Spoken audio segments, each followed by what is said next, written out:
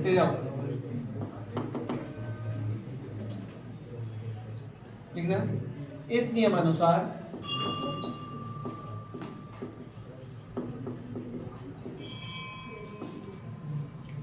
स्थिर ताप पर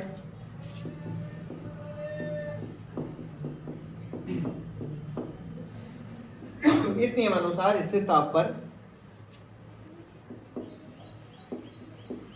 किसी गैस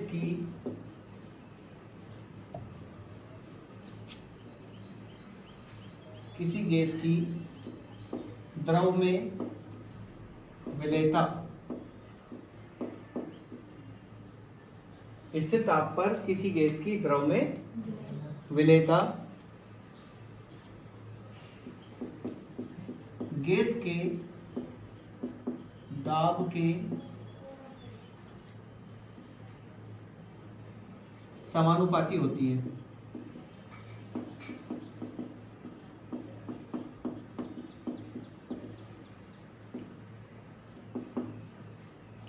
स्थिर ताप पर किसी गैस की द्रव में विलेयता गैस के दाब के समानुपाती होती है। यहां पर लिखेंगे यदि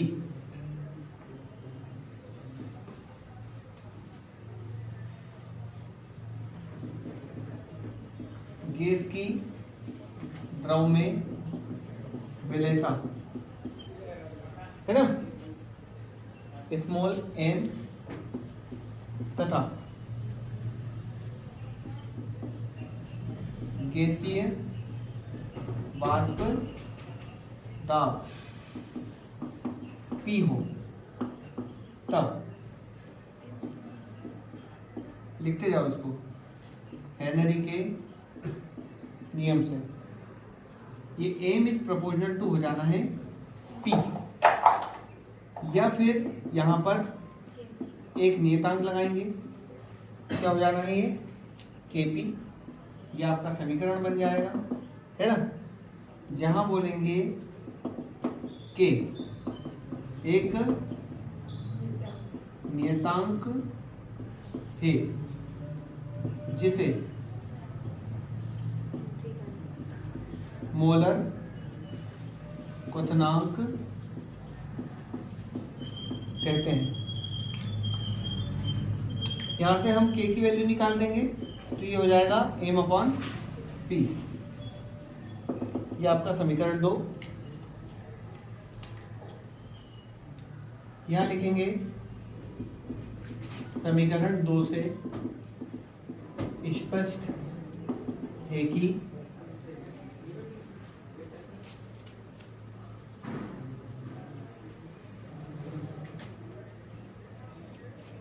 किसी गैस का मोलर क्वथनांक, किसी गैस का मोलर क्वथनांक गैस की द्रव में विलेयता तथा उसके वाष्प दाब का अनुपात होता है। ठीक है, अब इसमें एक चीज जरा देखना क्या हो रहा है। हमने हेनरी का नियम लिखा है, हम बहुत सारी जगह ऐसी कंडीशन बनती है कि हमें वहां पर द्रव में किसको मिलाना पड़ता है, गैस को। अब मान लो किसी द्रव में हम गैस को मिलाएंगे तो हमें दाब लगाना पड़ेगा कि नहीं पड़ेगा, तो हम जितनी ज्यादा गैस मिलाना है उतना ज्यादा हमें दाब लगाना पड़ेगा। उदाहरण के तौर पर एक नली लेते हैं अपन, जब छोटे थे उसको भगोने में डाल देते हैं और उस पर फूंक मारते हैं, तो फूंक मार कर क्या कर रहे हैं, दाब ही तो लगा रहे हैं, होता है कि नहीं होता। तो ये कॉन्सेप्ट है। अच्छा, इसका यूज हम जो आपकी कोल्ड ड्रिंक्स की जो बॉटल होती है, मालूम है उसमें गैस भरी जाती है, तो वो गैस जो भरी जाती है तो बगैर दाब लगाए तो गैस भरी नहीं जाएगी। तो हेनरी का ये कहना था कि नंबर एक तो ये आपको स्थिति जो रखना है वो स्थिर ताप रखना है, क्योंकि ताप का गैस के अणुओं में और द्रव के अणुओं में काफी फर्क पड़ जाता है ना, उस पर असर दिखाई देता है। फिर गैस के अणु दूर दूर भागते हैं ना, अब जब दूर दूर भागेंगे तो वो दाब बढ़ाएंगे। तो स्थिर ताप लेना है, स्थिर ताप पर किसी गैस की द्रव में विलेयता, ठीक है, विलेयता गैस के दाब के समानुपाती होती है। इसका मतलब ये कि जितना ज़्यादा आपका दाब लगाओगे आप, उतना ही ज़्यादा वो गैस द्रव में विलय होती जाएगी। सीधा सा कॉन्सेप्ट ये है कि आपके द्वारा जितना ज़्यादा दाब लगाया जाएगा वो गैस उतनी द्रव में क्या होती जाएगी, विलय होती जाएगी। किसी द्रव में गैस को विलय करने के लिए आपको दाब लगाना ही पड़ेगा। ठीक है, तो हमने लिखा कि यदि गैस की द्रव में विलेयता m से डिनोट की जाए और गैस का वाष्प दाब क्या हो P, तो m इज प्रोपोर्शनल टू क्या होगा P। यहाँ पर क्या लगा देंगे, प्रोपोर्शनल हटाकर बराबर लगाएंगे, k एक नियतांक लगा देंगे तो Kp हो जाएगा वो। यहाँ से k का मान निकाल लेंगे तो m बटे P।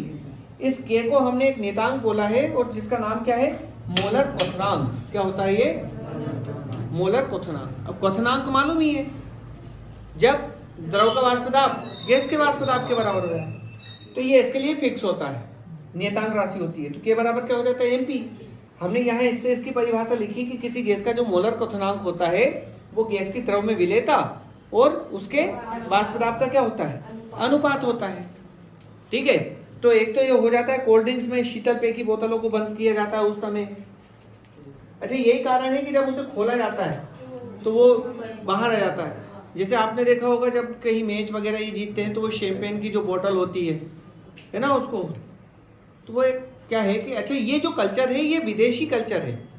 अपने यहाँ का जो सेलिब्रेशन है वो ऐसा नहीं किया जाता है।